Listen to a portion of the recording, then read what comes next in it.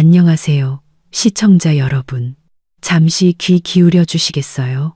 남편에게 뺨을 맞고 그 길로 집에서 쫓겨났습니다. 저는 망설임 없이 이혼 서류에 도장을 찍고 한도 5천만 원짜리 블랙카드를 정지시켰습니다. 다음 날 제 가족 카드로 결제하려던 남편은 그 자리에서 얼어붙고 말았죠. 차가운 에어컨 바람이 목덜미로 쏟아졌지만 마음속으로 퍼져나가는 냉기에 비할 바는 아니었습니다. 수입 가죽 소파에 미동도 없이 앉아있는 제 한 손은 여전히 왼쪽 뺨 위에 얹혀 있었습니다. 화끈거리는 통증이 서서히 퍼져나가기 시작했죠. 그것은 뺨 한 대였습니다. 지난 3년간 제 곁을 지켜온 남편이자 건장한 성인 남성이 온 힘을 다해 내리친 딱이었습니다.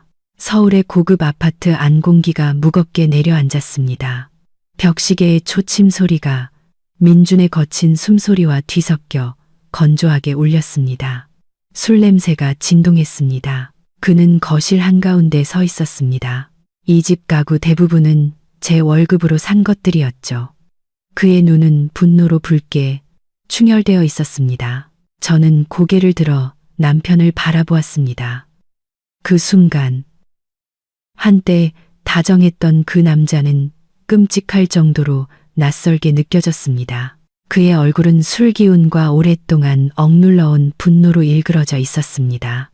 셔츠 한쪽은 허리띠 밖으로 삐져나와 최근 그가 얼마나 망가져가고 있는지를 보여주고 있었습니다. 민주는 저를 향해 손가락질했습니다. 그 손가락은 두려움이 아닌 비이성적인 분노로 떨리고 있었습니다. 그의 목소리가 한밤의 정적을 찢으며 울려 퍼졌습니다. 입 닥쳐.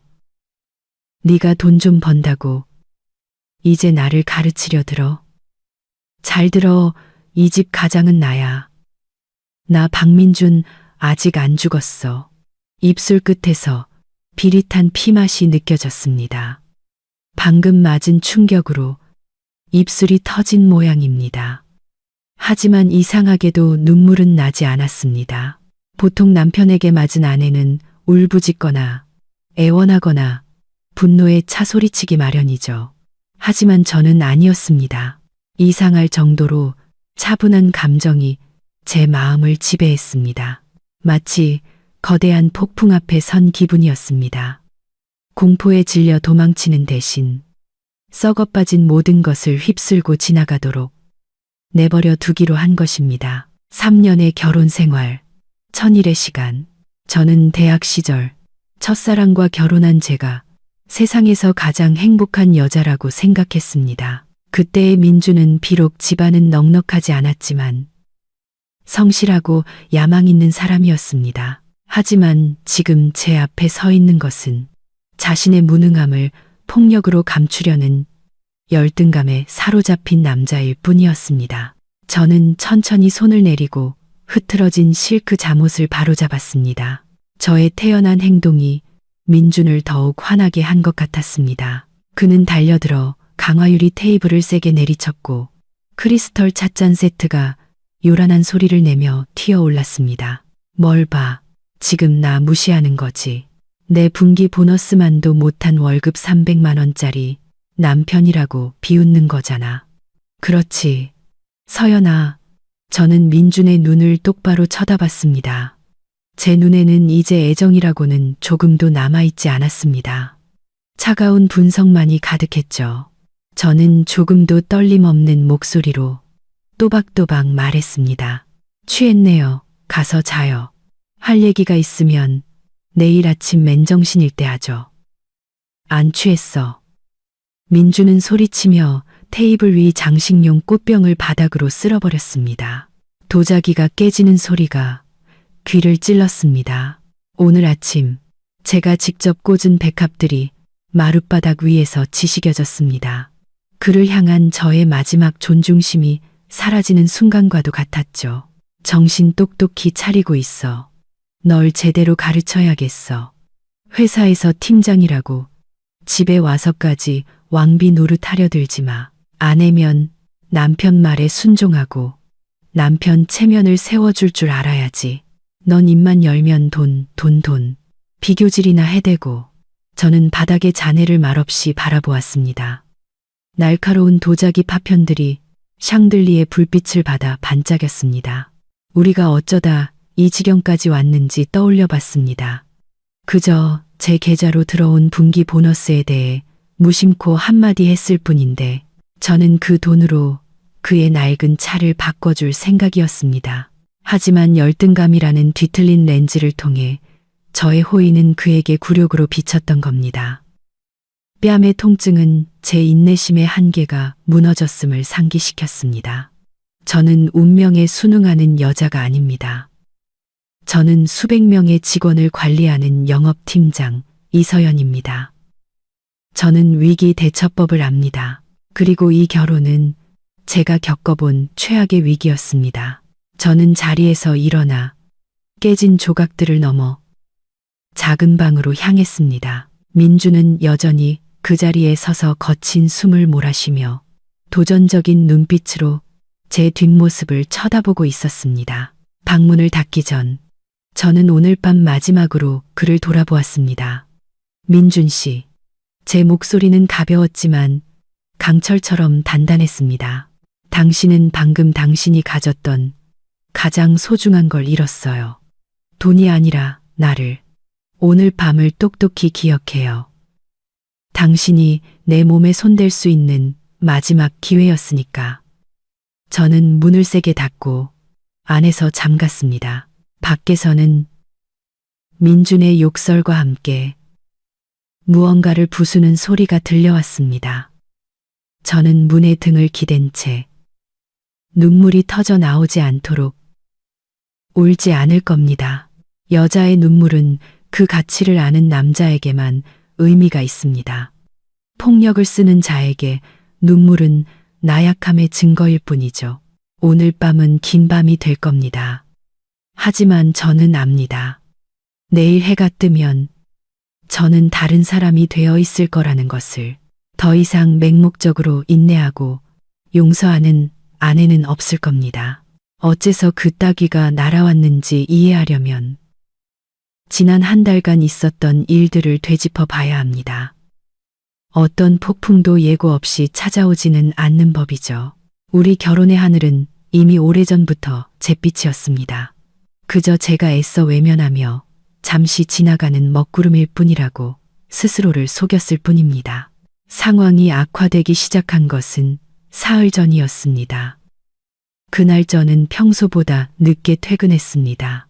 중요한 프로젝트의 데이터를 마감해야 해서 밤 8시 가까이까지 사무실에 남아 있었죠. 문을 열고 집에 들어서자마자 지독한 담배 연기가 코를 찔러 기침이 터져 나왔습니다.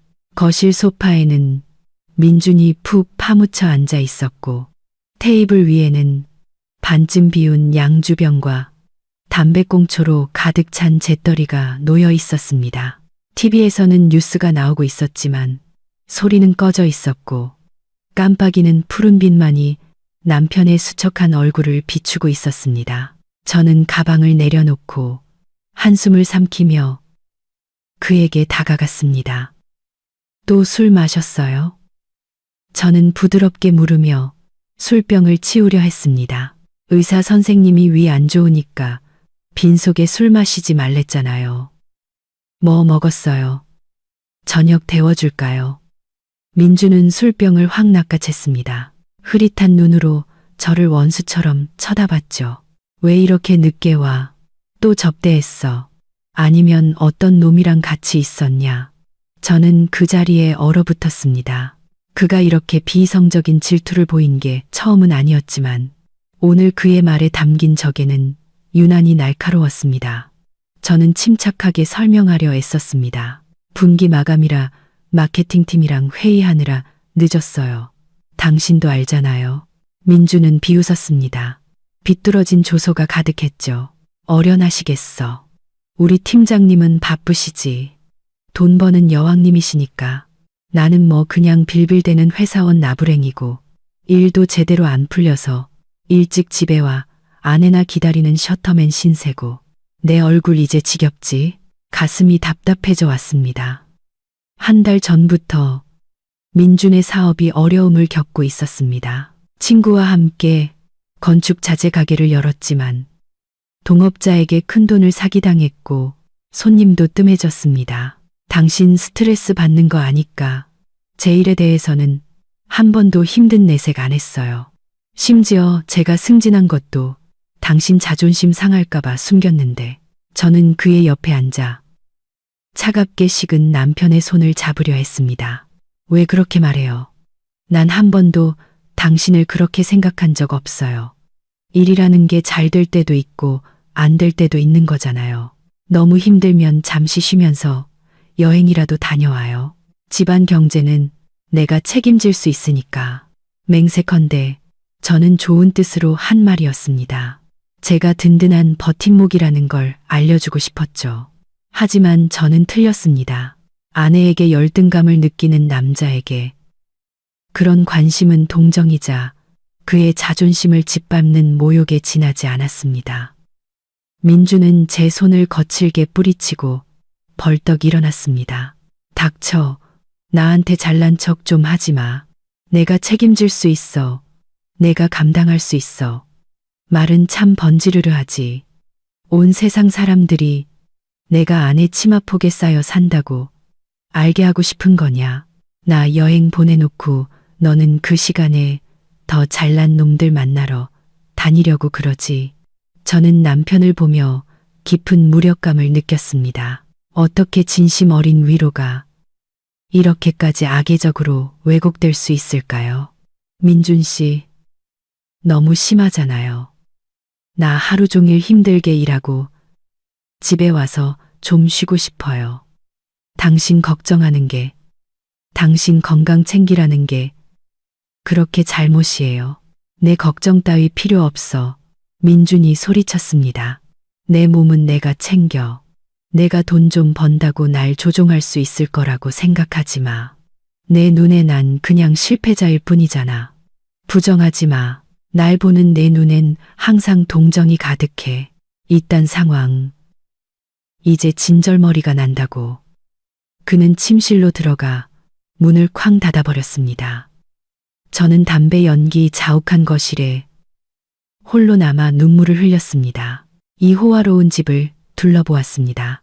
모든 것이 편리하고 비쌌지만 너무나도 차가웠습니다. 3년 전 우리가 막 결혼했을 때가 떠올랐습니다. 그때 우리는 작은 원룸에 새들어 살며 라면 한 봉지를 나눠 먹었지만 웃음이 끊이지 않았습니다. 그런데 우리가 꿈꾸던 모든 것을 이룬 지금 우리 부부 사이의 거리는 까마득히 멀어졌습니다. 제 성공이 빛날수록 민준의 열등감이라는 그림자는 점점 더 짙어져 우리 사이의 사랑과 존중을 집어삼켰습니다. 저는 일어나 담배꽁초와 술병을 치웠습니다. 기계적으로 청소하며 스스로에게 물었습니다. 내가 뭘 잘못한 걸까? 내가 너무 강해서 7일옹에만 남편보다 돈을 잘 버는 게 죄인 걸까? 그날 밤 저는 소파에서 잤습니다. 민주는 저를 부르러 나오지 않았고 저도 방에 들어가지 않았습니다. 우리 집 안에서 우리가 처음으로 별거한 밤이었습니다. 그것은 더 큰 폭풍이 다가오고 있음을 알리는 신호였습니다. 그 폭풍 속에서 남자의 자존심과 여자의 희생이 정면으로 부딪혀 결코 메울 수 없는 균열을 만들어낼 폭풍이었습니다. 저는 그녀가 저를 보는 그 눈빛이 싫습니다. 순종적이면서도 관용적인, 그러면서도 사람의 속을 꿰뚫어 보는 듯한 그 눈빛. 서연은 제가 무능하다고 직접적으로 말한 적은 없습니다. 하지만 그녀의 모든 행동, 과도한 관심 하나하나가 제 자존심에 박히는 가시 같았습니다. 오늘도 저는 작은 공사 현장에 자재를 납품하는 계약에 실패했습니다. 발주처 놈이 제 행색과 제가 타고 온 낡은 차를 훑어보더니 비웃으며 말했습니다. 한번 검토해보죠. 그 말투가 무슨 뜻인지 저는 잘 압니다. 저에게 능력이 없고 자본도 없다고 무시하는 겁니다. 저는 무거운 마음으로 집에 발걸음을 옮겼습니다. 고급 아파트 로비에 들어서자 경비 아저씨가 환하게 웃으며 인사했습니다. 박 선생님, 사모님은 오늘 일찍 오셨습니다. 맛있는 거 많이 사오시던데요. 들어보세요. 경비 아저씨까지 이 집 부엌의 주인이 사모님이라는 걸 압니다. 여기 사람들 눈에 저는 그저 이서연 팀장 남편, 운 좋게 부자 아내를 만난 놈일 뿐입니다. 이 아파트는 공동명의지만 매달 나가는 대출 이자를 서연이가 낸다는 걸 모르는 사람은 없습니다. 제 월급 300만 원, 차비, 접대비, 시골 어머니께 용돈 좀 보내드리고 나면 남는 게 얼마나 될까요? 이 화려한 서울 땅의 비싼 생활비에 비하면 턱없이 부족하죠. 부엌에 들어가니 서연이가 분주하게 요리를 하고 있었습니다. 맛있는 냄새가 진동했지만 속이 울렁거렸습니다. 서연이가 환하게 웃으며 돌아봤습니다. 왔어요? 씻고 와요. 밥 먹게. 오늘 당신 좋아하는 김치찌개 끓였어.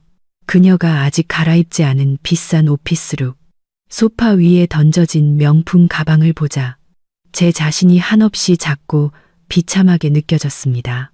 저 가방 하나가 제 석 달치 월급보다 비쌀 겁니다. 밥. 저도 모르게 퉁명스러운 목소리가 튀어나왔습니다. 맨날 밥 타령이야. 나 피곤한 거 안 보여? 서연의 입가에서 미소가 사라졌습니다. 그녀는 놀란 눈으로 저를 쳐다봤습니다. 왜 그래요? 가게에서 또 안 좋은 일 있었어요? 또 그 관심 어린 말투, 그게 저를 미치게 만듭니다. 내 가게 얘기 좀 그만해. 저는 낡은 서류 가방을 소파에 던졌습니다. 지금 아주 신났지. 남편은 사업 말아먹고 있는데 자기는 승승장구하고 돈은 물처럼 들어오니 기분 째지냐. 서연은 가스 불을 끄고 저를 마주 보고 섰습니다. 그녀의 얼굴에 서운함이 스쳤지만 여전히 침착함을 유지하려 애썼습니다. 민준 씨, 왜 그렇게 삐뚤어지게 생각해요? 나는 당신 아내예요. 당신이 성공하면 기쁘고 실패하면 걱정되지. 내가 왜 신이 나겠어요? 내가 힘들게 일하는 것도 다 이 가정을 위해서예요. 가정을 위해서. 저는 비웃었습니다. 아니면 권력을 과시하고 싶은 거겠지. 이 집 좀 봐. TV, 냉장고, 내가 타는 차까지 전부 내 돈이잖아. 넌 날 이 집에서 빌어먹는 놈으로 만들었어. 밖에 나가면 사람들이 널 유능하다고 칭찬하고 집에 와선 그 유능함으로 내 머리 꼭대기에 앉아 있잖아. 내가 언제 당신 머리 꼭대기에 앉았어요? 서연의 목소리가 높아지고 눈가가 붉어지기 시작했습니다. 난 당신을 최대한 존중했어요. 돈 문제로 불평한 적 한 번도 없었고 친구들이나 가족들 앞에서 항상 당신 체면 세워주려고 노력했잖아요. 진짜 존중을 원해. 저는 식탁을 내리쳤습니다. 동정 말고 네가 시골 내려가서 우리 부모님께 용돈 드리고 조카들 선물 사주고 꼭 네가 우리 집안 전체의 은인인 것처럼 굴잖아. 사람들이 나 박민주는 무능해서 처가덕에 산다고 손가락질하게 만들려고 그러는 거지.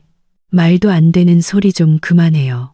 서연도 더는 참지 못했습니다. 그건 자식된 도리잖아요. 당신이 돈이 없으면 내가 대신하는 거고 그게 며느리 된 도리라고요. 부모님이 궁핍하게 사시는 걸 봐야 속이 시원하겠어요. 저는 할 말을 잃었습니다. 하지만 곧바로 그 말을 삼켰습니다. 그녀의 논리는 항상 옳았습니다. 그리고 그 항상 옳다는 점이 저를 죽이고 있었습니다. 그녀는 너무 완벽하고 너무 철두철미해서 제가 가장으로서 역할을 할 여지가 없었습니다.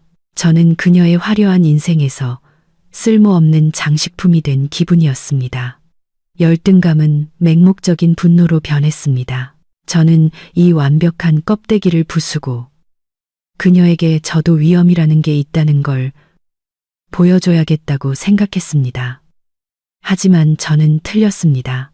약자의 분노는 자신의 무력함만 더욱 드러낼 뿐이었죠. 저는 방으로 들어가 옷장에 숨겨둔 양주를 꺼내 마셨습니다. 오직 술만이 이 열등감을 잊게 해주었습니다. 술에 취하자 제가 더 강해진 것 같았습니다. 제가 이 집의 진정한 주인인 것 같았죠. 그리고 미친 생각이 싹트기 시작했습니다. 이 집의 질서를 바로 잡아야겠다. 돈, 각자 벌어서 각자 써보자. 내 돈 없이 내가 살 수 있는지 없는지 한번 보자. 나 박민주는 여자 등골 빼먹고 사는 놈이 아니라는 걸 똑똑히 보여주겠어. 민주는 침실 문을 쾅 닫고 들어가 어수선한 부엌에 저를 홀로 남겨두었습니다. 냄비 바닥에 새까맣게 타버린 김치찌개는 제 심정과도 같았습니다. 저는 가스 불을 끄고 차가운 바닥에 주저앉았습니다. 아까부터 억눌렀던 눈물이 쏟아져 내렸습니다. 민주는 제가 그를 무시한다고, 돈으로 그를 짓누른다고 비난했습니다. 하늘이 아실 겁니다. 만약 제가 정보다 돈을 더 중시했다면 저를 따라다니던 다른 성공한 남자들 대신 빈손으로 상경한 그를 선택했을까요? 저는 눈을 감고 지난 3년의 기억을 되감아 보았습니다. 그 영화 속에서 저는 언제나 남편의 연약한 자존심과 제 커리어 사이에서 아슬아슬하게 균형을 잡아야 하는 줄타기 광대였습니다. 매달 월급이 들어오면 제가 가장 먼저 한 일은 제 자신을 위한 쇼핑이 아니라 민준의 신용카드 대금을 몰래 갚아주는 것이었습니다. 그에게는 제가 만들어준 한도 높은 가족카드가 있었습니다. 그는 그 카드로 접대 술값을 계산하고 사업용 이미지를 위해 옷을 사고 심지어 상사에게 줄 선물을 사기도 했습니다. 휴대폰으로 카드 결제 문자가 올 때마다 저는 그에게 어디에 썼는지 한 번도 묻지 않았습니다. 저는 그저 묵묵히 빚을 갚았습니다. 그에게 사회생활을 위한 그럴듯한 껍데기가 필요하다는 걸 알았기 때문입니다. 6개월 전 그가 친구들과 비교하며 최신 스마트폰으로 바꾸고 싶다고 했을 때가 생각납니다. 그달 그의 월급은 가게 월세를 내기에도 빠듯했습니다. 저는 회사에서 우수 사원에게 스마트폰을 상품으로 줬는데 저는 쓸 일이 없어 당신에게 준다고 거짓말을 했습니다. 민주는 200만 원에 가까운 그 스마트폰을 받고 환하게 웃었습니다. 친구들에게 아내가 사줬다고 자랑했죠. 그는 그 돈이 제가 자기 개발을 위해 경영학 강의를 들으려고 모아둔 돈이라는 것을 몰랐습니다. 그리고 이 집 문제도 마찬가지입니다. 그는 시골 친척들에게 서울의 고급 아파트를 장만했다고 늘 자랑했습니다. 하지만 사실 계약금은 제 결혼 전 저축이었고 매달 나가는 200만 원의 대출 이자도 제 월급에서 나갔습니다. 그는 생활비 일부만 보탤 뿐이었습니다. 저는 한 번도 따진 적이 없었습니다. 당신 돈, 내 돈을 명확히 구분한 적도 없었죠. 제게 부부란 함께 짐을 짊어지는 것이었으니까요. 하지만 고통스럽게도 저의 침묵과 희생은 그의 환상을 키우는 독이 되었습니다. 그는 제가 하는 모든 것을 당연한 의무로 여겼습니다. 제가 버는 돈 역시 땀과 눈물, 그리고 밤샘 근무의 대가라는 사실을 잊어버렸습니다. 이제 30살인 제 손을 내려다 보았습니다. 벌써부터 거칠어져 있었습니다. 민주는 제가 일하면서 힘드냐고, 스트레스 받지 않느냐고 한 번도 물어본 적이 없었습니다. 그저 제가 자기 체면을 구기지는 않는지에만 관심이 있었죠. 날 빌어먹는 놈으로 보잖아.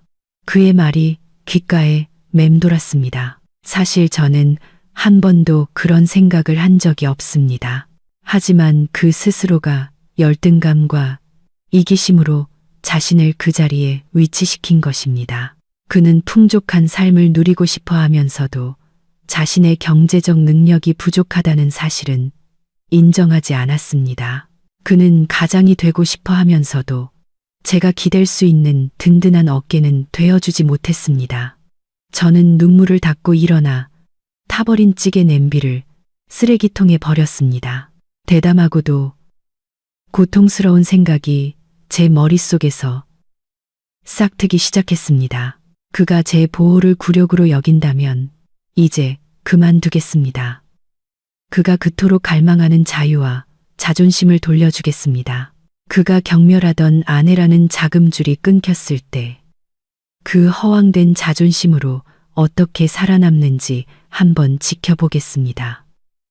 저는 그를 벌주고 싶은 게 아닙니다. 그저 그가 깨닫기를 바랄 뿐입니다. 하지만 그 깨달음의 대가가 이 결혼의 파탄이라면 기꺼이 받아들일 수밖에 없을 것 같습니다. 저의 조용한 희생이 잘못된 곳을 향하고 있었다는 것을 깨달았기 때문입니다.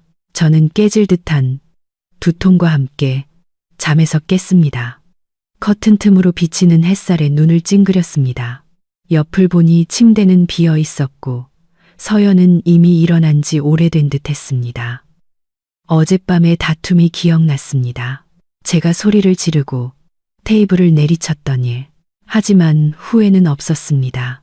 누가 남편이고 누가 아내인지 알려주려면 그럴 필요가 있었습니다. 남자가 언제까지나 기죽어 살 수는 없는 노릇이죠. 거실로 나가보니 서연이가 커피를 마시며 노트북을 보고 있었습니다. 그녀는 단정한 실내복 차림에 가벼운 화장을 하고 있었지만 눈빛은 감정 없이 차가웠습니다. 언제나처럼 따뜻한 아침 식사는 없었습니다. 일어났어. 서연이 화면에서 눈을 떼지 않고 물었습니다. 밥은? 배고픈데. 저는 냉장고로 가며 퉁명스럽게 물었습니다. 냉장고에 라면 있으니 직접 끓여 먹어요. 서연이 툭 던지듯 대답했습니다. 저는 걸음을 멈추고 그녀를 궤돌아 보았습니다. 뭐라고? 남편이 배고파 죽겠다는데 라면을 끓여 먹으라고. 당신 아내 맞아? 서연은 타이핑을 멈추고 저를 쳐다보았습니다. 이상할 정도로 평온한 목소리였죠. 독립하고 싶다면서요. 어제 나한테 신경 쓰지 말고 동정하지도 말라고 했잖아요. 그래서 이제부터 각자 일은 각자 알아서, 밥도 각자 알아서 먹는 거예요. 피가 얼굴로 쏠렸습니다. 이 여자가 지금 나한테 도전하는 건가? 좋았어. 어디 한번 해보자는 거지? 나한테 그런 태도로 나와. 좋아. 공평하게 하자 이거지. 그럼 오늘부터 돈도 각자 벌어서 각자 쓰는 거야. 내 더러운 돈 한 푼도 필요 없어. 내가 벌어서 내가 먹고 살 테니 너 없이 내가 굶어 죽나 한번 보자고. 저는 호기롭게 선언했습니다. 그녀가 겁을 먹고 사과하고 예전처럼 저에게 매달릴 거라고 생각했습니다. 하지만 아니었습니다. 서연은 그저 옅은 미소를 지을 뿐이었습니다. 그 미소에 등골이 서늘해졌습니다. 확실해요? 그녀가 의미심장한 목소리로 되물었습니다. 100% 확실해. 저는 으르렁거렸습니다. 내 월급 300만 원이면 먹고 사는데 충분해. 아내한테 돈 타 쓰거나 내 이름으로 된 신용카드 쓰는 거 이제 지긋지긋하다고. 나도 남자고 자존심이 있어. 지금부터 생활비는 반반이다. 더 이상 얹혀 산다는 소리 듣기 싫으니까. 서연은 노트북을 덮고 일어나 와인 캐비닛으로 가더니 종이와 펜을 꺼내왔습니다. 좋아요. 그렇게 말했으니 확실히 하죠.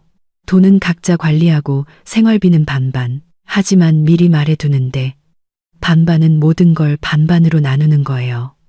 당연히 공평해야지. 내가 전기세, 수도세도 못 낼 줄 알아? 저는 콧방귀를 뀌었습니다. 써봐. 하나도 빠짐없이 다 써보라고. 그때 저는 정말로 제가 감당할 수 있다고 믿었습니다. 300만 원은 적은 돈이 아니니까요. 머릿속으로 계산해 봤습니다. 식비 50만 원, 교통비 20만 원, 공과금 해봤자 30만 원 정도겠지. 그래도 술 마시고 시골에 돈 보낼 돈은 충분히 남겠다고 생각했습니다. 제가 스스로 파고 있는 무덤이 얼마나 깊은지 그때는 몰랐습니다. 서연은 종이에 망설임 없이 써내려가기 시작했습니다. 첫째, 이 아파트 대출 원금과 이자 매달 400만 원. 절반인 200만 원은 당신 부담이에요. 저는 깜짝 놀랐습니다. 200만 원이라는 숫자가 제 귀에 천둥처럼 울렸습니다. 뭐, 그렇게 많아. 잊었어요. 여기 강남 30평대 아파트잖아요. 금리도 계속 오르고 있고, 지금까지 내가 다 내서 당신이 몰랐던 거겠죠. 공평하게 하자면서요. 아니면 이 부분은 내가 내줄까요? 그럼 또 얹혀 사는 게 될 텐데? 저는 할 말을 잃었습니다. 남자의 체면이 후퇴를 허락하지 않았습니다. 됐어. 200만 원 낼 수 있어. 좋아요. 서연은 계속 썼습니다. 둘째, 아파트 관리비, 주차비, 인터넷, 케이블 TV, 요금. 합쳐서 한 달에 약 50만 원. 절반인 25만 원은 당신 부담. 식은땀이 등 뒤로 흘렀습니다. 200만 원에 25만 원을 더하면 225만 원. 이제 제게 남은 돈은 한 달 식비, 교통비, 개인 용돈을 합쳐 75만 원뿐이었습니다. 셋째. 서연은 멈추지 않았습니다. 전기세, 수도세, 가스비, 이 집 시스템 에어컨에 세탁기, 건조기, 인덕션까지 쓰니까 평균 한 달에 30만 원, 절반인 15만 원 추가. 총 240만 원. 제 월급을 훨씬 뛰어넘는 금액이었습니다. 그것도 식비나 경조사비, 병원비는 제외하고 말이죠. 저는 그 자리에 얼어붙었고 얼굴이 창백해졌습니다. 차가운 숫자들만이 제 어리석은 독립선언을 비웃으며 눈앞에서 춤을 추고 있었습니다. 하지만 서연의 날카로운 눈빛을 보니 이미 호랑이 등에 올라탔다는 걸 알았습니다. 지금 여기서 장난이었어 라고 말하면 남자 체면이 뭐가 되겠습니까? 왜요? 문제 있어요? 서연이 펜을 돌리며 물었습니다. 능력이 안 되나 보죠. 안 되면 그냥 말해요. 예전처럼 내가 먹여 살려줄 테니 대신 다시는 내 앞에서 자존심 타령은 하지 마세요. 그녀의 도발적인 한마디가 제게 남은 마지막 이성을 날려버렸습니다. 누가 능력이 안 된대. 저는 마음속의 두려움을 감추기 위해 소리쳤습니다. 낼 수 있어. 다 적어. 월말에 칼같이 정산해 줄 테니 사람 무시하지 마. 서연은 미소를 지으며 종이를 제 쪽으로 밀었습니다. 그럼 여기 사인해요. 이번 달부터 시행하는 걸로. 아, 그리고 지난달 당신이 스마트워치 사고 친구들이랑 노래방 가서 쓴 카드값 100만 원도 은행에 갚으셔야겠네요. 가족 카드는 회수할게요. 저는 떨리는 손으로 펜을 잡고 사인했습니다. 제 서명은 앞으로 저를 기다릴 암울한 미래처럼 비뚤어져 있었습니다. 저는 아내와의 금융전쟁에 공식적으로 참전했습니다. 시작부터 패배가 확실한 전쟁이었지만 어리석은 오만함은 제가 그 사실을 깨닫지 못하게 했습니다. 저는 텅 빈 지갑과 무거운 머리를 안고 집을 나섰습니다. 이 돈을 어떻게 메꿔야 할까? 사채라도 써야 하나? 저는 회사 근처 저가 커피숍에 앉아 있었습니다. 얼음이 다 녹아 밍밍해진 아이스 아메리카노를 만지작거리며 아침에 본 비용 명세서 때문에 머리가 지끈거렸습니다. 식비를 제외하고도 한 달에 240만 원, 이번 달은 마이너스, 심지어 큰 적자였습니다. 월급날은 아직 멀었고 제 지갑에는 현금 5만 원이 전부였습니다. 평소 같았으면 스타벅스에 들어가 시원한 음료를 시키고 서연이의 카드를 긁으며 여유롭게 휴대폰을 봤을 겁니다. 하지만 오늘 그 카드는 우리 집 식탁 위에 남겨졌습니다. 서연은 말한 대로 했습니다. 제가 그 빌어먹을 종이에 사인하자마자 가족 카드를 회수해버렸죠. 휴대폰이 울렸습니다. 고향 친구 지훈이었습니다. 야, 친구, 오늘 점심에 해산물 어때? 강남역에 새로 생긴 데가 있는데 대게가 그렇게 신선하대. 내가 예쁜 애들도 몇 명 부를게. 저는 메시지를 보며 침을 삼켰습니다. 평소 같았으면 바로 오케이 내가 쏜다 라고 답장했겠지만 지금 제 손가락은 화면 위를 맴돌 뿐이었습니다. 주머니 속 5만 원으로는 조개구이 값도 안 되는데 친구들에게 한턱은 무슨. 체면상 거절할 수는 없었습니다. 오늘 중요한 미팅이 있어서 안 되겠다. 다음에 보자. 답장을 보내고 휴대폰을 테이블에 던지며 한숨을 쉬었습니다. 비참한 기분이 스며들기 시작했습니다. 그동안 제가 부리던 허세는 전부 아내의 돈으로 쌓아 올린 것이었습니다. 서연이 없으니 저는 평범한 술자리 하나도 망설여야 하는 신세였습니다. 점심에는 길거리 허름한 기사식당에서 제육볶음을 먹었습니다. 8,000원짜리 백반, 퍽퍽한 밥에 얇고 탄 고기 몇 점. 저는 밥을 씹으며 서연이가 사무실로 종종 시켜주던 푸짐한 도시락을 떠올렸습니다. 전부 유명 식당의 맛있는 음식에 수입 과일까지 후식으로 나왔었죠. 그때는 그녀에게 낭비라고 타박했는데 이제는 낭비하고 싶어도 할 수가 없었습니다. 회사 동료가 지나가다 기사식당에 앉아있는 저를 보고 놀라서 물었습니다. 민준 씨, 웬일로 여기 계세요? 에어컨 나오는 식당만 가시는 줄 알았는데. 저는 멋쩍게 웃으며 얼굴을 붉혔습니다. 그냥 가끔 이런 데가 당기더라고요. 맨날 좋은 것만 먹으니 질려서, 서민적인 맛이 그리워서요. 하나니가 그들은 웃으며 지나갔지만 등 뒤에서 수군거릴 거라는 걸 저는 잘 압니다. 마누라한테 용돈 끊겼나 보네. 분명 그렇게 말하겠죠. 고통스럽게도 그들의 말이 맞았습니다. 그날 오후 휴대폰 요금이 미납될 예정이라는 문자를 받았습니다. 평소에는 서연의 계좌에서 자동으로 납부되었죠. 하지만 오늘 통신사에서 온 문자는 연락을 유지하는 것조차 돈이 필요하다는 사실을 냉정하게 알려주었습니다. 저는 남은 돈을 긁어모아 1만 원짜리 요금을 겨우 충전했습니다. 집에 돌아오니 아파트는 캄캄했습니다. 서연은 아직 돌아오지 않았거나 방 안에 있는 모양입니다. 냉장고를 열어보니 텅 비어 있었습니다. 미리 손질된 식재료도 수입 맥주도 깎아놓은 과일도 없었습니다.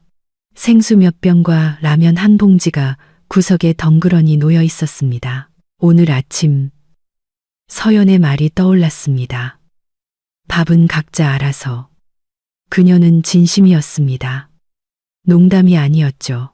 저는 라면을 끓여 전기세가 무서워 불도 켜지 않은 어두운 부엌에서 먹었습니다. 한 젓가락 삼킬 때마다 굴욕감에 목이 메었습니다. 저는 서연이 단지 재정적 지원만 끄는 게 아니라는 걸 깨달았습니다. 그녀는 제가 그동안 당연하게 여겼던 모든 관심과 보살핌을 끊어버리고 있었습니다. 어둠 속에 홀로 앉아 있자니 후회보다 분노가 먼저 치밀어 올랐습니다. 어떻게 이렇게 잔인할 수 있지?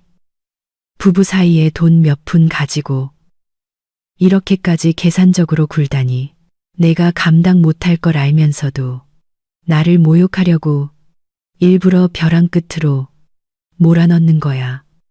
좋았어. 내가 고생하는 꼴을 보고 싶다 이거지. 얼마든지 버텨주지. 너한테 돈 한 푼 달라고 입 여는 일은 절대 없을 거야. 차라리 한 달 내내 라면만 먹고 말지. 내 앞에서 고개 숙이지 않겠어. 제 안에 남자라는 자존심이 그 어느 때보다 강하게 타올랐습니다. 하지만 그것은 맹목적이고 어리석은 자존심이었습니다.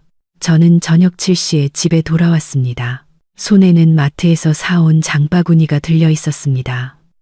제 몫으로 샐러드와 닭가슴살, 요거트를 좀 샀죠. 거실을 지나가는데 민준이 TV를 보고 있었습니다. 테이블 위에는 다 먹은 라면, 그릇이 놓여 있었죠. 그는 저를 쳐다보지 않았지만 굳어있는 그의 자세에서 긴장감이 느껴졌습니다. 저는 부엌으로 들어가 제 저녁을 준비했습니다. 평소 같으면 민준이 좋아하는 음식을 만드느라 분주했을 겁니다. 오늘 하루는 어땠는지 물어봤겠죠. 하지만 오늘 저는 묵묵히 제 할 일만 했습니다. 집 안을 무거운 침묵이 감쌌습니다. 칼과 도마가 부딪히는 소리마저 귀에 거슬릴 정도였죠. 저는 음식을 차려 혼자 먹기 시작했습니다. 민주는 여전히 티브리 화면에 시선을 고정하고 있었지만 제 행동 하나하나를 의식하고 있다는 걸 알 수 있었습니다. 닭가슴살 굽는 고소한 냄새가 공중에 퍼져 값싼 라면 냄새와 대조를 이루었습니다. 저녁 먹었어요. 저는 답을 알면서도 의례적으로 물었습니다. 민준이 고개도 돌리지 않고 퉁명스럽게 대답했습니다. 라면도 먹을만 하더군. 신경 꺼. 저는 어깨를 으쓱하고 식사를 계속했습니다. 싸우고 싶지 않았지만 제 존재와 태연한 태도가 그의 눈에 가시처럼 박히는 듯 했습니다. 그때 테이블 위에 놓인 제 휴대폰이 요란하게 울리며 화면이 밝아졌습니다. 은행에서 온 알림 메시지였습니다. 띵동. 평소라면 즐거웠을 입금 알림음이 이 순간만큼은 민준의 인내심에 종말을 고하는 소리처럼 들렸습니다. 저는 휴대폰을 들어 확인했습니다. 회사에서 온 분기 보너스였습니다. 예상대로 4천만 원. 이번 달 월급까지 합쳐 5천만 원 가까운 돈이 들어왔습니다. 저도 모르게 중얼거렸습니다. 드디어 보너스 들어왔네. 그것은 실수였습니다. 치명적인 실수. 민준이 방 돌아보았습니다. 그의 눈이 번뜩였습니다. 그는 자리에서 일어나 식탁으로 성큼성큼 다가오더니 제가 반응하기도 전에 제 손에서 휴대폰을 낚아챘습니다. 보너스. 민준이 화면의 숫자를 보며 으르렁거렸습니다. 5천만 원. 내 분기 보너스가 내 2년치 연봉이네. 휴대폰 돌려줘요. 저는 침착하게 손을 내밀었습니다. 내가 힘들게 일해서 번 내 돈이에요. 민주는 돌려주는 대신 휴대폰을 소파 위로 세게 던졌습니다. 일부러 그랬지. 그가 소리쳤습니다. 일부러 알림 소리 크게 해서 나 들으라고 그런 거잖아. 나 약 올리려고. 너는 부자고 잘났고 내 남편은 라면이나 먹는 거지 새끼라고 자랑하고 싶었던 거지. 망상 좀 그만해요. 저는 자리에서 일어나 목소리가 떨리지 않도록 애썼습니다. 문자가 와서 본 것뿐인데 내가 당신 얘기 한마디라도 했어요? 왜 항상 내가 당신을 무시한다고 생각하는 거예요? 네가 그렇게 행동하니까. 민준이 제게 다가왔습니다. 진한 술 냄새가 풍겼습니다. 언제부터 마신 걸까요? 아마 어제 마시다 남은 양주를 마셨나 봅니다. 내 꼴을 좀 봐.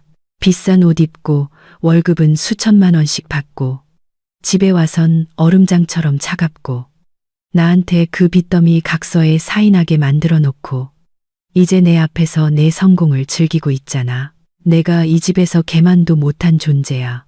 민준 씨, 취했어요. 제가 소리쳤습니다. 지금 무슨 말도 안 되는 소리를 하는 거예요. 재정적으로 독립하자고 한 건 당신이에요. 공평하게 하자고 한 것도 당신이고 이제 와서 왜 나를 탓해요. 그딴 싸구려 독립 따위 필요 없어. 민준이 고함을 질렀습니다. 호칭이 바뀌기 시작했죠. 내가 내 남편이야. 내 돈도 내 돈이라고. 카드 내놔. 당장.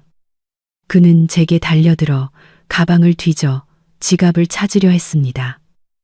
저는 겁에 질려 뒷걸음쳤지만 등이 벽에 닿았습니다. 미쳤어요? 저는 그를 밀어내려 애썼습니다. 무슨 돈이 당신 돈이에요?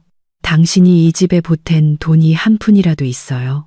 그 말이 비수가 되었습니다. 저는 말을 내뱉는 순간 실수했다는 걸 알았지만 이미 늦었습니다. 당신이 이 집에 보탠 돈이 한 푼이라도 있어요? 서연의 질문은 날카로운 비수가 되어 제 심장을 꿰뚫었습니다. 그 말은 제가 그동안 애써 감추려 했던 모든 것을 밟아 벗겼습니다. 맞습니다. 저는 물질적으로 기여한 게 별로 없습니다. 맞습니다. 이 집, 이 차, 이 모든 편안함은 그녀의 피땀 어린 노력의 결과입니다.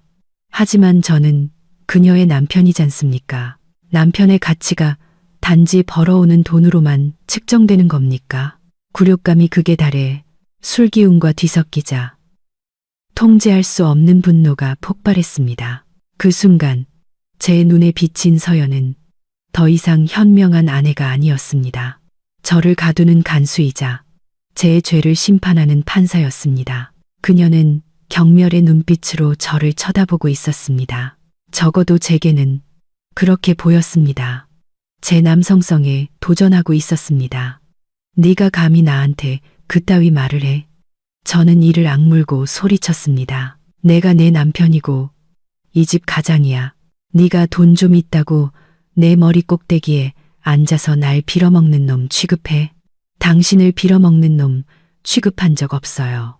서연이 얼굴을 붉히며 맞받아쳤습니다. 하지만 당신 행동을 좀 돌아봐요. 그게 남자다운 행동이에요. 술이나 마시고 집에 와서 아내한테 행패 부리는 게 존중받고 싶으면 남자답게 행동하라고요. 아, 네가 날 가르쳐. 네가 팀장이면 집에 와서도 왕 노릇해도 되는 줄 알아. 내가 남편을 어떻게 존중해야 하는지 똑똑히 가르쳐 주지. 저는 더 이상 제 행동을 제어할 수 없었습니다. 벼랑 끝에 몰린 짐승처럼 제 팔이 본능적으로 허공을 갈랐습니다. 짝, 건조하고 고통스러운 소리가 울려 퍼졌습니다. 제 손바닥이 화끈거렸습니다. 서연의 고개가 옆으로 세차게 돌아가고 머리카락이 흘러내려 얼굴 한쪽을 가렸습니다. 순식간에 공간은 정적에 휩싸였습니다. 제 거친 숨소리와 에어컨 소리만이 맴돌았죠. 저는 제 손을 내려다보며 망연자실했습니다. 내가 지금 무슨 짓을 한 거지? 내가 아내를 때렸어. 지난 3년간 아무리 크게 싸워도 저는 그녀에게 손댄 적이 없었습니다. 저는 스스로를 폭력을 쓰지 않는 교양 있는 남자라고 자부해 왔습니다. 하지만 오늘 이 딱이 한 방이 모든 것을 무너뜨렸습니다. 서연이 천천히 고개를 돌렸습니다. 그녀의 하얀 뺨에 제 5손가락 자국이 붉게 새겨져 있었습니다. 입가에는 피가 맺혔습니다. 하지만 가장 무서운 것은 그녀의 눈빛이었습니다. 두려움도 애원도 없었습니다. 오직 소름 끼치는 냉기만이 가득했습니다. 마치 낯선 사람, 이미 죽은 사람을 보는 듯한 눈빛이었습니다. 순간 후회가 밀려왔지만 거대한 자존심이 즉시 그것을 짓눌렀습니다. 지금 사과하면 내 권위는 모두 사라진다. 이왕 때린 거 남편의 위험을 확실히 보여줘야 한다. 그녀가 두려움을 느끼고 복종하게 만들어야 한다. 그 버릇없는 태도에 대한 교훈이야. 저는 목소리의 떨림을 감추기 위해 소리쳤습니다. 앞으로 처신 잘해. 또 내 손이 올라가게 만들지 말고. 말을 마친 저는 등을 돌려 테이블 위에 있던 차키와 텅 빈 지갑을 집어들었습니다. 이곳을 벗어나야 했습니다. 그녀의 눈빛을 단 1초도 더 마주할 자신이 없었습니다. 저는 집 밖으로 뛰쳐나갔습니다. 폐허가 된 거실에 홀로 서 있는 아내를 뒤로 한 채 저는 제가 이겼다고, 아내에게 평생 잊지 못할 교훈을 줬다고 생각했습니다. 하지만 저는 몰랐습니다. 바로 그 따귀가 우리 결혼 생활에 마침표를 찍었다는 것을. 민준의 등 뒤로 문이 쾅 닫히면서 우리 사이에 남은 마지막 부부의 정도 함께 사라졌습니다. 집안은 다시 고요해졌지만 무덤 같은 정적이었습니다.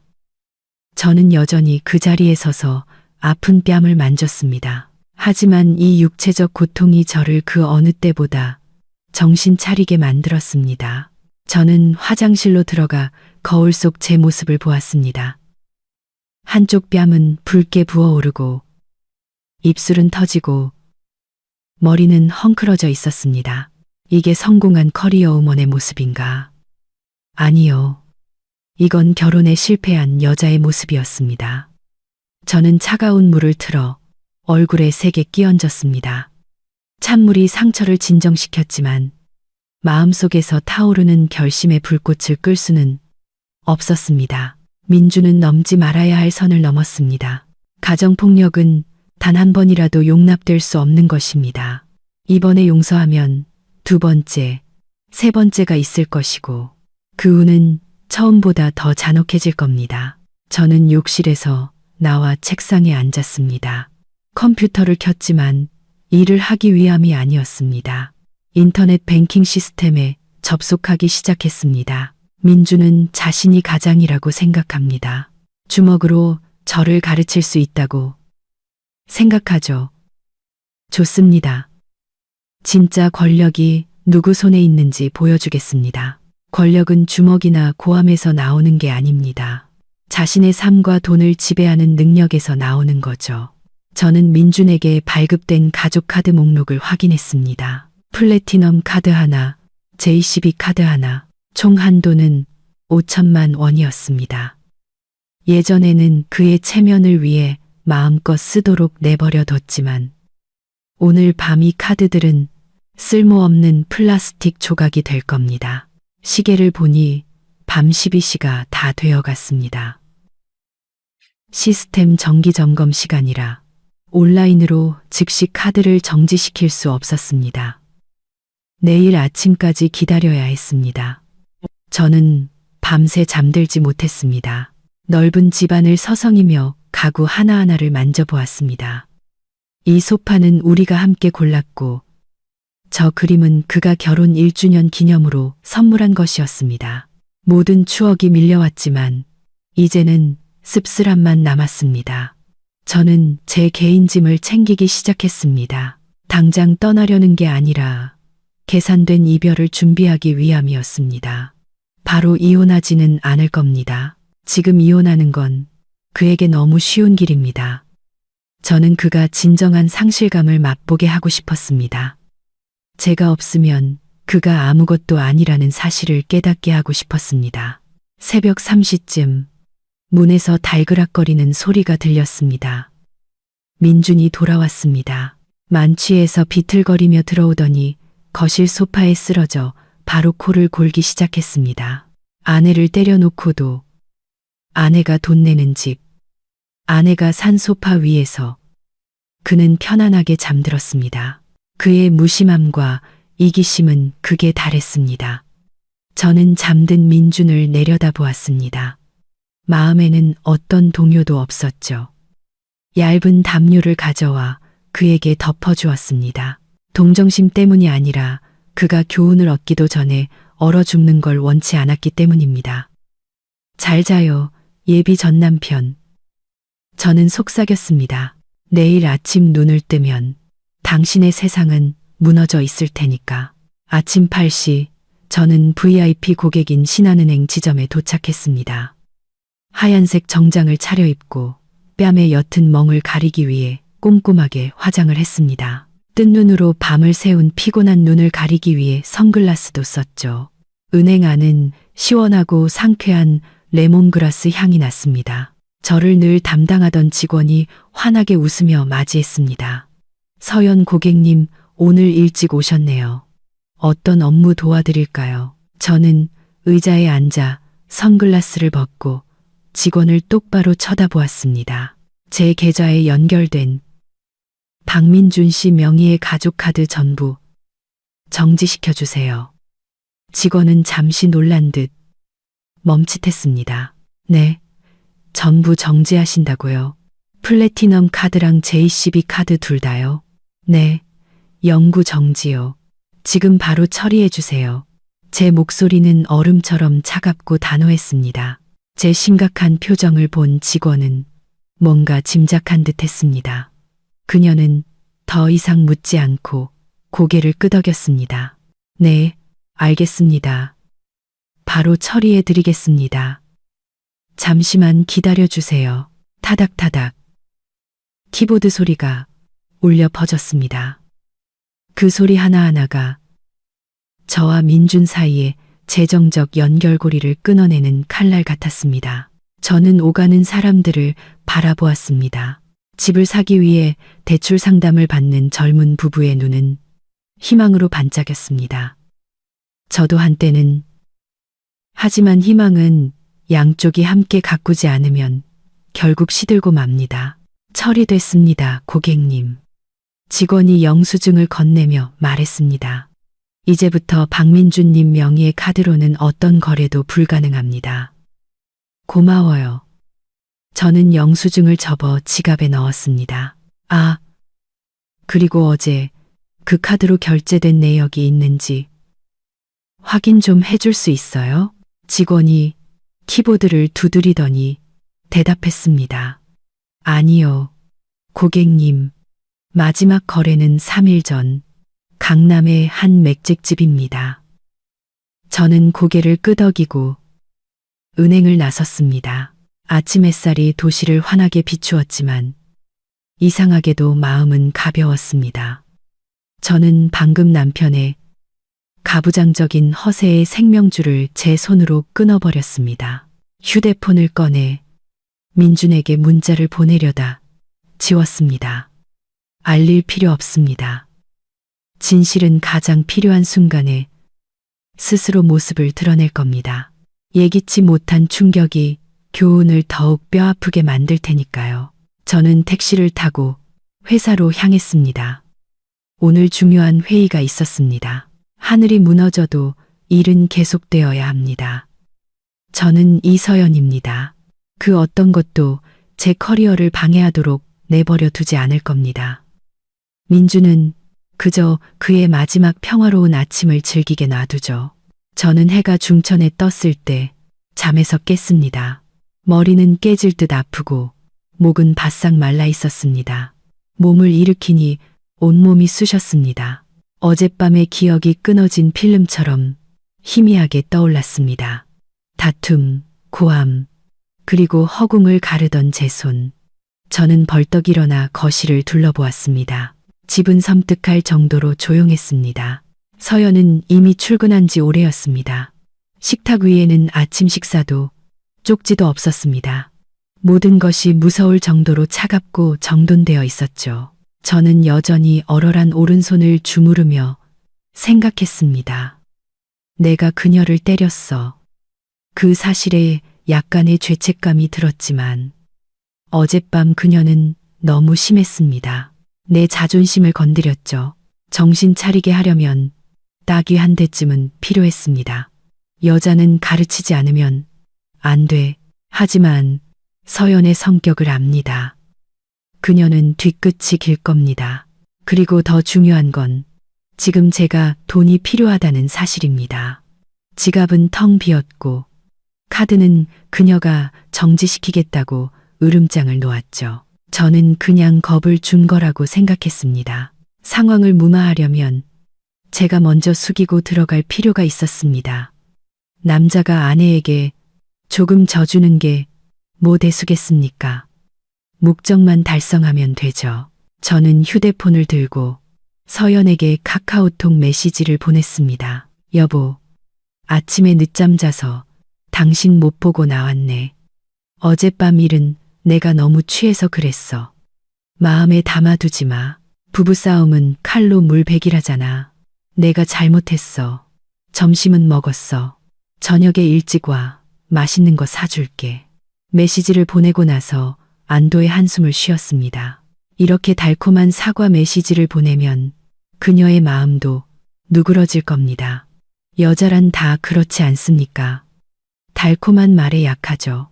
오늘 저녁에 외식하고 꽃다발 하나 사주면 모든 게 원래대로 돌아갈 겁니다. 그녀는 다시 제게 카드를 주고 예전처럼 저를 지원해 주겠죠. 메시지 옆에 일이 거의 바로 사라졌습니다. 하지만 1분, 2분, 10분이 지나도 답장은 오지 않았습니다. 저는 혀를 찼습니다. 바쁜 회의 중이거나 튕기는 거겠지. 배에서 꼬르륵 소리가 났습니다. 냉장고를 뒤졌지만 먹을 만한 게 없었습니다. 문득 오늘 지훈이와 쇼핑 약속이 있다는 게 생각났습니다. 지훈이가 수입 정장을 싸게 파는 곳이 있다고 했는데 다음 주 중요한 고객을 만나려면 제대로 된 옷 한 벌이 필요했습니다. 이 계약만 성사되면 꽤 큰 수수료를 받게 될 거고 그걸로 서연이 코를 납작하게 해줄 수 있을 겁니다. 저는 지훈에게 전화를 걸었습니다. 야, 친구. 오늘 점심 먹고 바로 가자. 내가 너 데리러 갈게. 오케이. 근데 오늘은 네가 쏘냐, 내가 쏘냐. 나 돈 없는데. 지훈이 신나서 물었습니다. 저는 자신감 넘치는 목소리로 비웃었습니다. 걱정 마. 내가 다 쏜다. 어제 마누라 한번 잡았더니 아주 고양이 앞에 쥐가 됐어. 돈 걱정은 붙들어 매라고. 저는 옷을 갈아입고 머리를 손질했습니다. 거울 속 제 모습은 여전히 멋졌습니다. 비싼 정장을 입고 큰 계약을 따내고 서연의 얼굴에 돈다발을 던져줄 상상을 하니 이마에 주름이 펴지는 것 같았습니다. 저는 지갑을 챙겼습니다. 그 안에는 반짝이는 신용카드들이 들어 있었죠. 이것이 바로 제 힘이었습니다. 저는 그 카드들이 이제는 쓸모없는 플라스틱 조각이 되었다는 사실도, 제 가식적인 사과가 가라앉는 배를 구할 수 없다는 사실도 전혀 알지 못했습니다. 저는 지훈을 태우러 가면서 아무 일도 없었다는 듯 기분이 들떴습니다. 지훈은 저와 어릴 적부터 친한 친구지만 서울에서 저보다 더 고생하며 살고 있습니다. 아직 월세방에 살며 낡은 오토바이를 타고 다니죠. 그래서 그를 만날 때마다 저는 제가 꽤 운이 좋은 편이라고 생각합니다. 비록 아내 덕이긴 하지만 저에겐 좋은 집과 차, 그리고 세련된 겉모습이 있으니까요. 지훈이 차에 타며 감탄했습니다. 야, 차 진짜 조용하다. 에어컨도 빵빵하고 내 오토바이는 완전 찜통인데 진짜 네가 제일 부럽다. 민준아, 돈 많은 아내 만나서 좋겠다. 지훈의 말은 가려운 곳을 긁어주는 것 같으면서도 제 열등감이라는 종기를 건드렸습니다. 저는 씩 웃으며 운전하면서 인생 선배처럼 훈계했습니다. 돈이 많아도 아내는 남편 말 잘 듣게 해야지. 우리 남자가 가장인데 여자가 머리 꼭대기에 올라앉게 놔둘 수는 없잖아. 내가 평소에 마누라한테 잘해주는 것 같아도 집에서는 내 말이 곧 법이야. 진짜 서연이 누나 되게 무서울 것 같은데 팀장님이잖아. 지훈이 눈을 동그랗게 떴습니다. 회사에서나 팀장이지 집에 오면 그냥 내 여자일 뿐이야. 저는 신나게 허풍을 떨었습니다. 제 자존심이 만족감에 부풀어 올랐죠. 어제 말이야. 그 여자가 돈 문제로 나한테 대들더라고. 그래서 확 뺨을 한 대 갈겼지. 눈에서 별이 번쩍했을걸. 그랬더니 바로 깨갱하더라. 오늘 아침에는 미안하다고 빌면서 카드에 돈도 더 넣어줬다고. 저는 가슴 주머니에 든 두툼한 지갑을 두드리며 하늘 높은 줄 모르고 거만하게 굴었습니다. 지훈은 존경의 눈빛으로 저를 쳐다봤습니다. 진짜 존경한다. 난 결혼하면 마누라한테 잡혀 살까봐 걱정인데 너한테는 비법이 다 있었구나. 나중에 비법 좀 전수해줘. 별거 아니야. 저는 하하 웃었습니다. 중요한 건 기세야.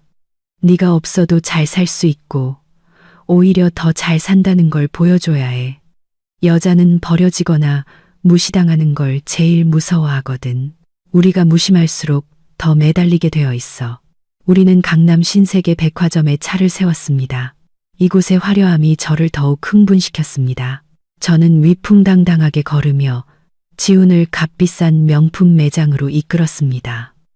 아내의 돈으로 이룬 성공한 남자의 품격을 지훈에게 증명하고 싶었습니다. 마음에 드는 거 있으면 다 골라. 내가 사줄게. 저는 호기롭게 선언했습니다. 지갑 속 현금은 몇만 원뿐이었지만 카드가 있으니 걱정 없었죠. 한도가 수천만 원인데 긁어도 닳지 않을 겁니다. 지훈은 10만 원짜리 셔츠를 집었다가 다시 내려놓았습니다. 야, 너무 비싸다. 그냥 구경만 하자. 에이, 뭘 그래. 저는 그의 말을 가로막았습니다. 그냥 골라. 오늘 내가 쏜다고 했잖아. 남자가 쇼핑하면서 가격표 보는 거 아니야. 저는 아름다운 환상에 빠져 있었습니다. 권력, 부, 그리고 아내의 복종이라는 환상. 제가 인생이라는 무대 위에서 광대극을 펼치고 있다는 사실을 유일한 관객이었던 서연은 이미 오래전에 퇴장했다는 사실을 저는 알지 못했습니다. 저 혼자 다가올 비극적인 결말을 향해 달려가고 있을 뿐이었죠. 우리는 피에르 가르댕 남성복 매장으로 들어섰습니다. 따뜻한 조명이 정교하게 재단된 정장들을 비추고 있었죠. 새 옷감과 고급스러운 향수 냄새가 코를 찔러 제 소유욕을 자극했습니다. 검은 유니폼을 입은 아름다운 직원이 미소를 지으며 다가왔습니다. 안녕하세요, 고객님. 무엇을 도와드릴까요? 저는 안목 있는 신사처럼 턱을 치켜들었습니다. 네이비 색상으로 정장 한 벌 골라주세요. 가장 좋은 원단의 젊은 감각이면서도 외국 바이어를 만날 때 입을 수 있게 격식 있는 걸로요. 직원은 재빨리 저를 신상품 코너로 안내했습니다. 그녀는 정말 멋진 정장 한 벌을 꺼내왔습니다. 바느질은 섬세했고 원단은 부드럽고 시원했죠. 이번 가을 신상 컬렉션 중에서 가장 인기 있는 모델입니다. 고급 울 소재라 구김이 적고 흡습성이 뛰어나 고객님처럼 멋진 분께 정말 잘 어울릴 거예요.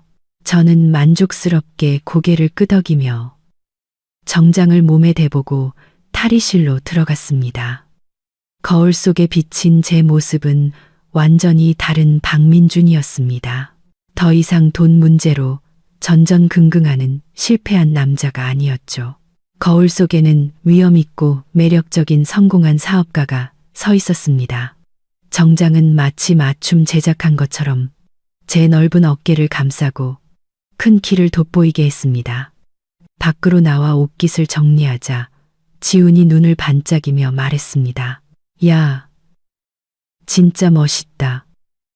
영화배우 같아. 이 옷 입고 계약하러 가면 어떤 바이어가 거절하겠냐. 직원도 칭찬을 아끼지 않았습니다. 정말 고객님을 위해 만들어진 옷 같네요. 너무 잘 어울리세요. 얼마죠? 저는 옷자락을 쓰다듬으며 무심하게 물었습니다. 네, 이 제품은 150만 원입니다. 지우는 가격을 듣고 깜짝 놀라 제 귀에 속삭였습니다. 150만 원?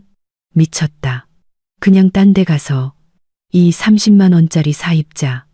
저는 지훈을 돌아보았습니다. 그의 가난함이 안쓰럽게 느껴졌죠.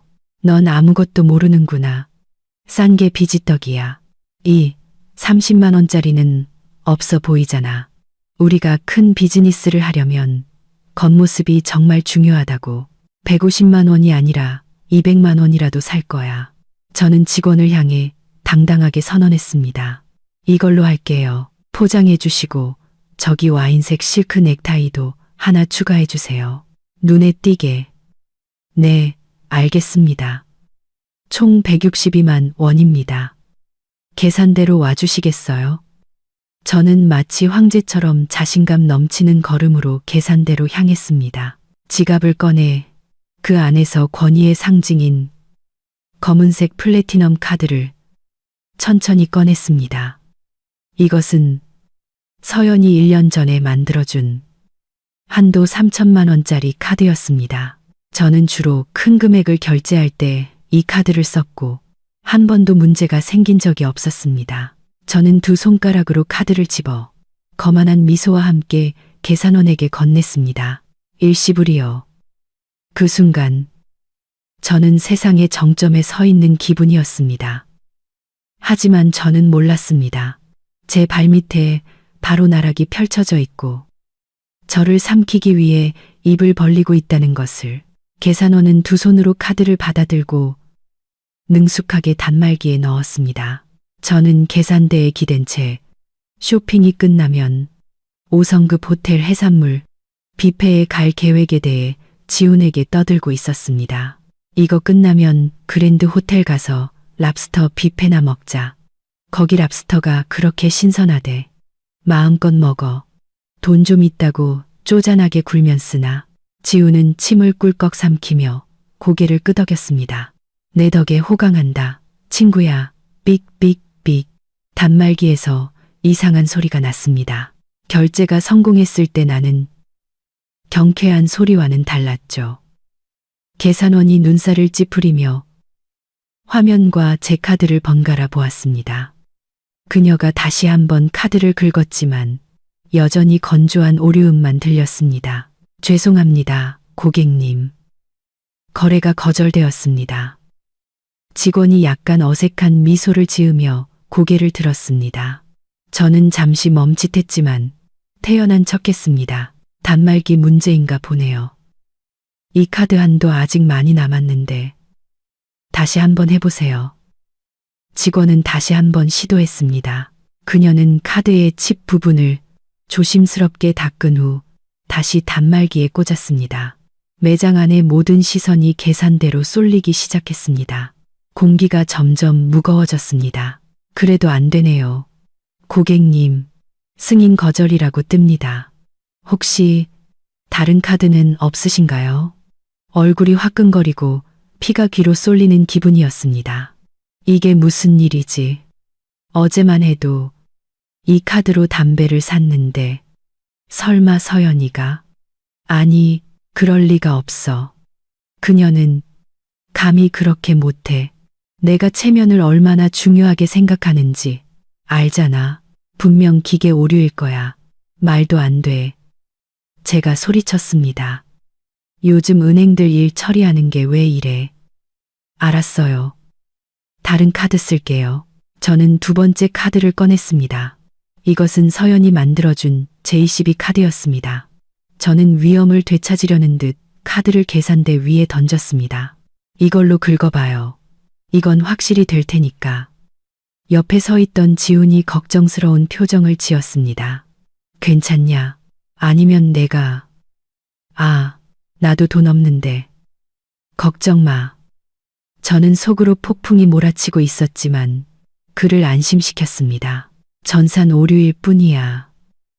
꼭 필요할 때마다 이러더라. 저는 계산원의 손놀림을 숨죽여 지켜보았습니다. 1초, 2초, 3초. 시간이 영원처럼 느리게 흘렀습니다. 그리고 삑, 삑, 삑. 또다시 그 빌어먹을 소리가 났습니다. 단말기는 거래 실패를 알리는 작은 영수증을 뱉어냈습니다.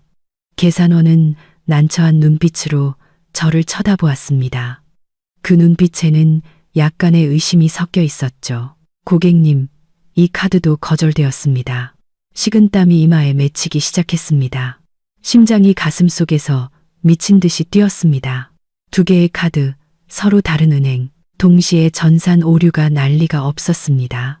불길한 예감이 목을 조여왔습니다. 저는 군중 속에서 발가 벗겨진 기분이었습니다. 아까까지 저를 선망의 눈으로 보던 직원들과 다른 손님들의 시선이 이제는 호기심과 조롱으로 바뀌었습니다. 150만 원짜리 정장을 입고 번쩍이는 구두를 신은 남자가 계산 하나 제대로 못하고 있었습니다. 다시 해봐요. 저는 거의 소리치듯 말했습니다. 공황 상태에 빠져 목소리가 갈라졌습니다. 두 개 다 다시 해보라고. 왜 안 되는 거야? 카드에 돈이 얼마나 많은데. 계산원은 참을성 있게 다시 시도했지만 결과는 마찬가지였습니다. 그녀는 고개를 저으며 어쩔 수 없다는 표정을 지었습니다. 여러 번 시도해봤습니다. 고객님, 혹시 현금이나 계좌이체는 안 되실까요? 제 지갑 속 현금은 5만 원이 전부였습니다.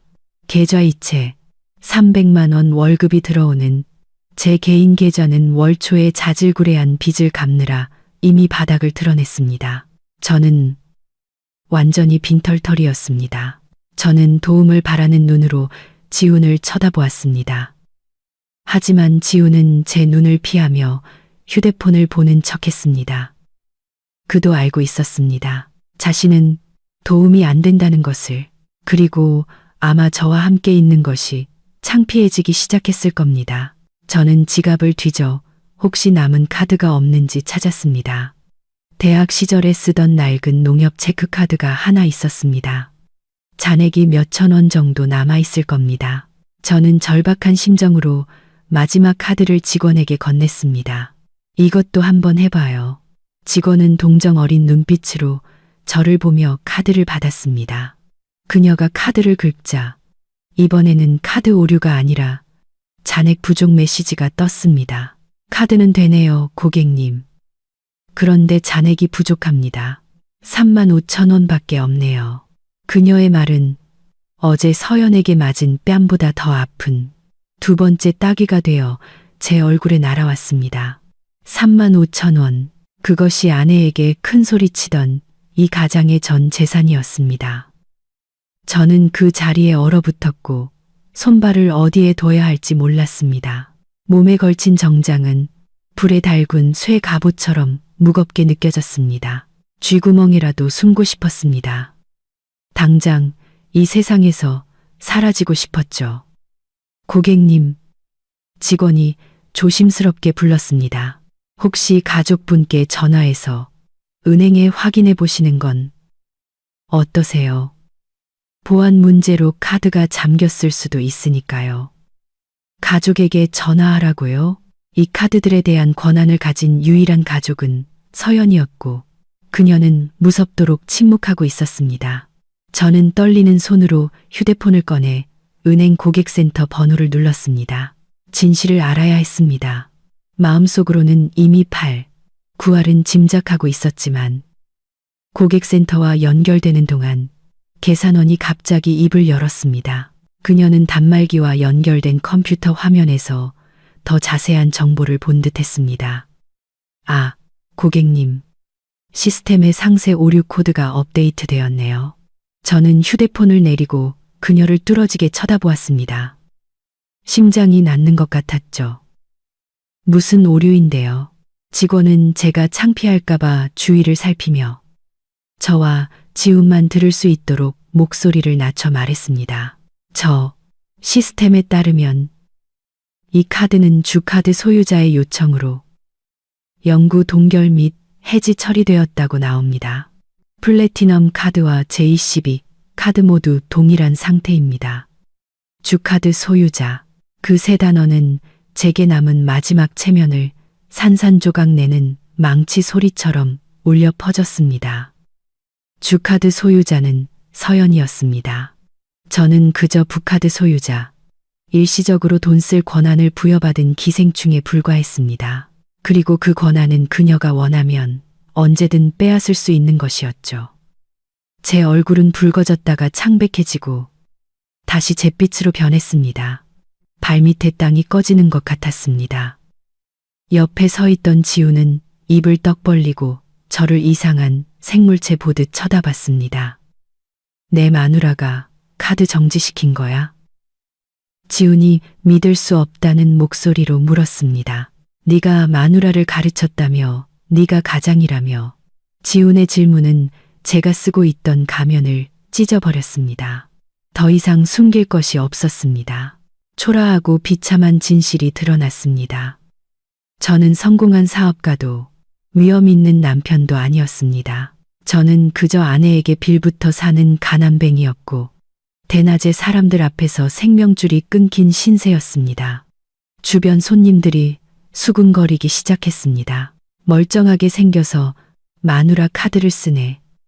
뭔가 잘못해서 용돈 끊겼나 봐. 꼴 좋다. 남자가 돈도 없이 쇼핑을 와. 그 속삭임들이 바늘이 되어 제 살을 찔렀습니다. 저는 계산대 위에 카드들을 허둥지둥 집어 지갑에 쑤셔 넣었습니다. 손이 너무 떨려서 카드 하나를 바닥에 떨어뜨렸습니다. 저는 몸을 숙여 카드를 주었습니다. 마치 온 세상 앞에 고개를 숙여 부서진 자존심 조각을 줍는 기분이었습니다. 저 그냥 안 살게요. 저는 직원의 눈을 마주치지 못하고 더듬거리며 말했습니다.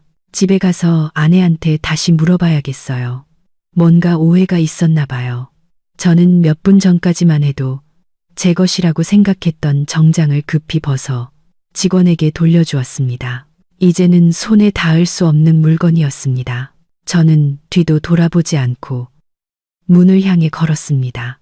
피에르 가르댕 매장에서 거의 도망치다시피 빠져나왔습니다. 지훈이 뒤에서 헐레벌떡 따라왔습니다. 야, 민준아, 같이 가. 왜 이렇게 급해? 저는 대답하지 않고 주차장으로 향했습니다. 머릿속은 혼란스러웠고 굴욕감이 온몸을 태우는 것 같았습니다. 저는 친구 앞에서, 낯선 사람들 앞에서, 그리고 가장 중요하게는 제 자신 앞에서 발가벗겨졌습니다. 주차장에 도착해 저는 차에 주저앉아 두 손으로 머리를 감쌌습니다. 지훈이 다가와 팔짱을 끼고 저를 내려다보았습니다. 그의 눈에는 더 이상 아침의 존경심이 없었습니다. 대신 동정과 약간의 경멸이 섞여 있었죠. 이제 어쩔 거냐? 지훈이 물었습니다. 해산물 먹으러 가긴 가는 거야. 저는 고개를 들어 그를 보며 씁쓸하게 웃었습니다. 뭘 먹어? 카드 다 막힌 거 못 봤어. 내 주머니에 5만 원밖에 없는데 포장마차 가서 오뎅이나 먹을 거면 가자. 지훈은 혀를 차며 고개를 저었습니다. 됐다. 나도 이제 가봐야겠다. 와이프가 애 데리러 오라고 연락 왔네. 너는 집에 가서 마누라랑 잘 해결해봐라. 그리고 솔직히 말해서 허풍 좀 그만 떨어. 잘난 척 하다가 개망신만 당하잖아. 말을 마친 지훈은 제대로 된 작별 인사도 없이 돌아서 가버렸습니다. 제가 한턱 내겠다고 했던 그 친구는 제가 돈이 없어지자마자 저를 버렸습니다. 우정도 제 체면도 결국에는 얇은 지폐 한 장만도 못한 것이었습니다. 저는 시끄러운 주차장에 홀로 남겨졌습니다. 주변의 경적 소리, 사람들의 웃음소리가 마치 저의 고독을 비웃는 것 같았습니다. 저는 떨리는 손으로 휴대폰을 꺼내 서연에게 전화를 걸었습니다. 설명이 필요했습니다. 이 분노를 누군가에게 쏟아내야 했고 그 대상은 서연밖에 없었습니다. 하지만 마음 깊은 곳에서는 알고 있었습니다.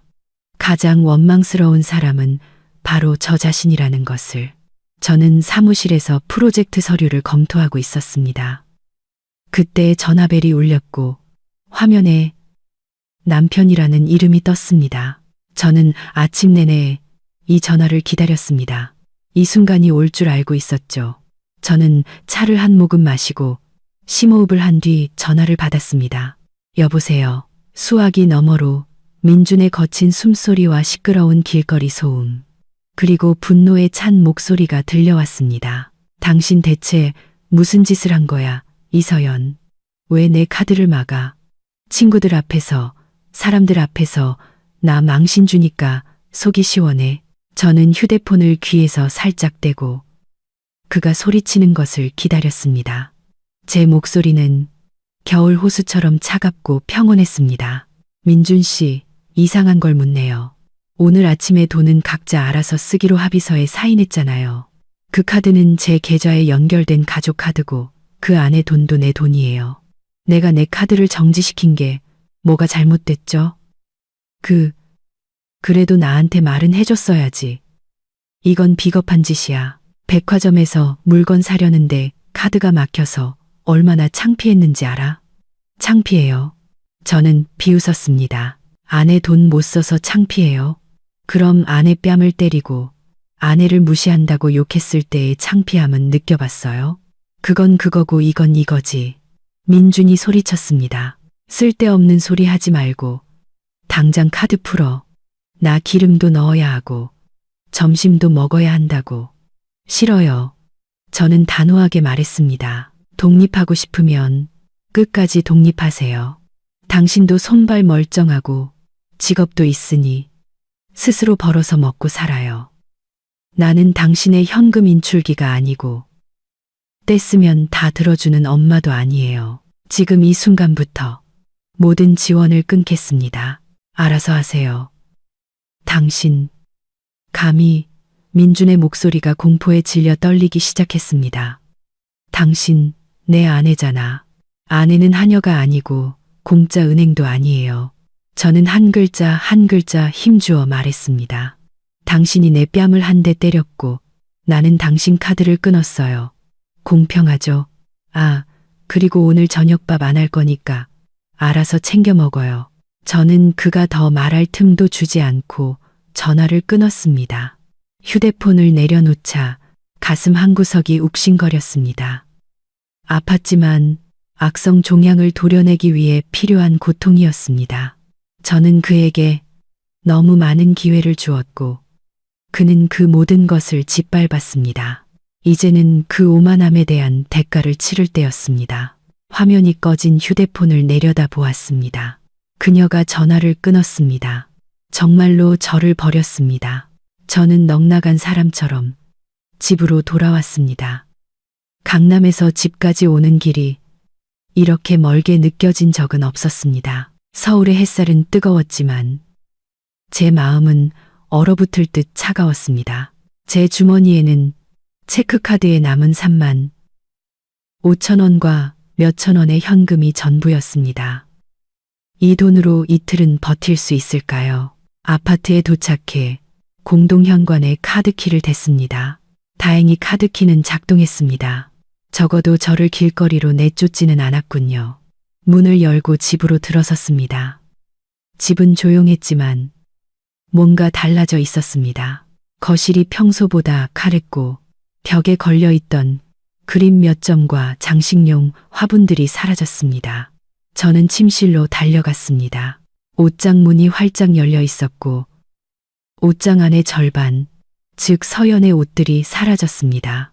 침대 위에는 깔끔하게 포장된 큰 여행 가방 2개가 놓여 있었습니다. 서연이 창가에 서서 등을 돌리고 있었습니다. 언제 돌아온 걸까요? 그녀는 간단한 실내복 차림에 머리를 높게 묶고 있었습니다. 고독해 보였지만 강인함이 느껴졌습니다. 어디가? 저는 두려움에 목이 잠겨 물었습니다. 아까의 분노는 온데간데 없이 사라지고 극심한 공포만이 남았습니다.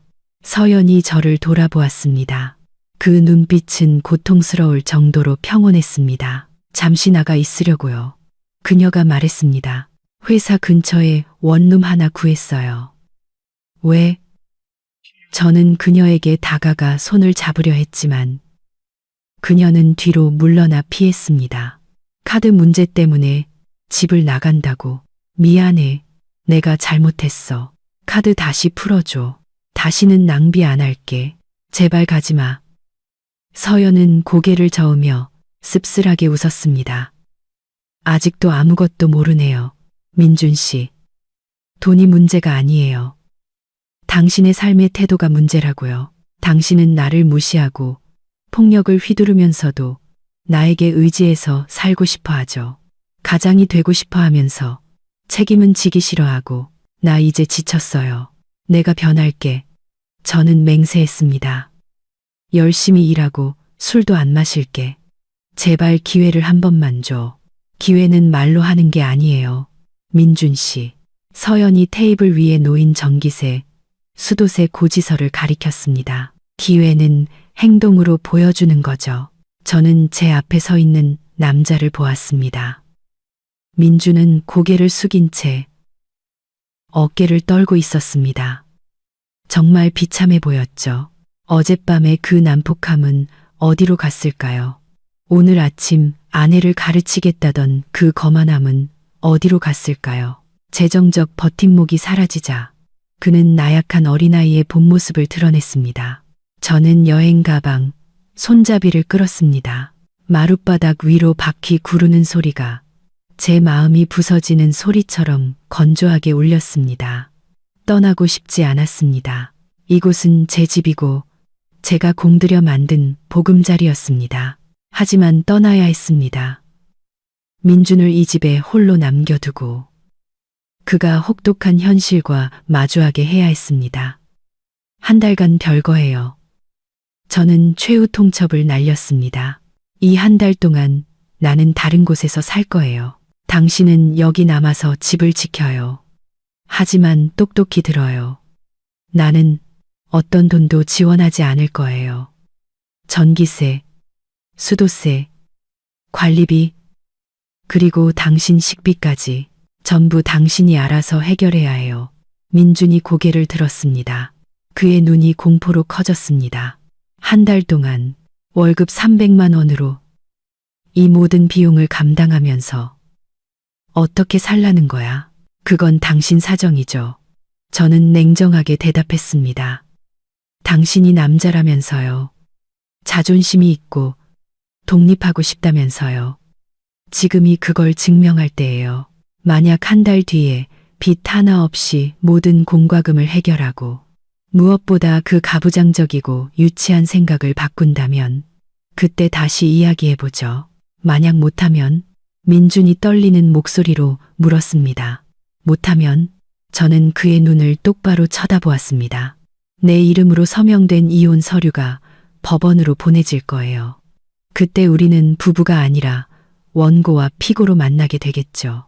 저는 여행 가방을 끌고 문으로 향했습니다. 민주는 그 자리에 얼어붙어 저를 붙잡지 못했습니다. 제가 말하면 실행한다는 것을 그도 알고 있었습니다. 저는 문을 열고 바람이 부는 복도로 나섰습니다. 문을 닫기 전 마지막 말을 건넸습니다. 당신이 그토록 꿈꾸던 독립적인 삶, 행운을 빌어요. 안녕. 문이 철컥 소리를 내며 단호하게 닫혔습니다. 저는 걸음을 옮겼고 눈물이 흐르기 시작했습니다. 나약해서 우는 게 아니었습니다. 지난 3년의 사랑이 안타까워서 우는 것이었습니다. 하지만 저는 뒤돌아보지 않았습니다. 그 문 안쪽에서 민주는 넓지만 텅 빈 거실에 홀로 서 있었습니다. 더 이상 웃음소리도 따뜻한 음식 냄새도 화풀이하거나 기댈 아내도 없었습니다. 텅 빈 지갑과 지불해야 할 고지서들, 그리고 그 자신만이 남아있을 뿐이었습니다. 30살 남자의 인생 첫 교훈은 이제 막 0에서부터 시작되고 있었습니다. 끝까지 들어주신 시청자 여러분, 진심으로 감사합니다. 다음 영상에서 다시 뵙겠습니다.